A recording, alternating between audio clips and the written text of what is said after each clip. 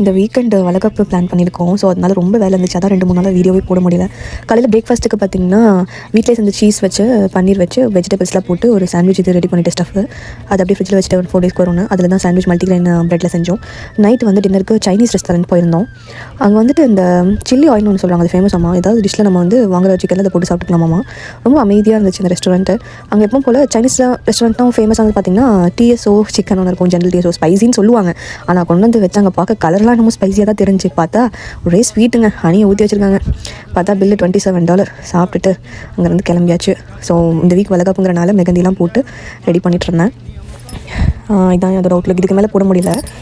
Left handle மட்டும் தான் மெகந்தி போட்டிருக்கேன். பிகாஸ் ரைட் ஹேண்டில் போட்டால் அது 4 டேஸ்க்கு அப்புறம் பார்த்திங்கன்னா அந்த மெகந்தி வந்து அப்படி கொஞ்சம் கொஞ்சமாக அப்படியே அது பீல் ஆகிட்டே வருது, உறிஞ்சிட்டே வருது. அது அப்படி ஃபுட்டில் போகும்ல. ஸோ குட்டி பையனுக்கு ஊட்டி விடணும். அதனால் ரைட் ஹேண்டில் போடல, ஒரு லெஃப்ட் ஹேண்டில் மட்டும் ஃப்ரண்ட் ஹேண்ட் சும்மா ஆஃப் தான் போட்டேன். அதுக்கு மேலே முடியல, எனக்கு ஒரு மாதிரி மயக்கிற மாதிரி ஆயிடுச்சு. 3rd trimester ஸ்டார்ட் ஆயிடுச்சு. அதனால் ஸோ இதான் அந்த அவுட்லுக் எப்படி இருக்குன்னு சொல்லுங்கள். தேங்க்ஸ் ஃபார் வாட்சிங் திஸ் வீடியோ.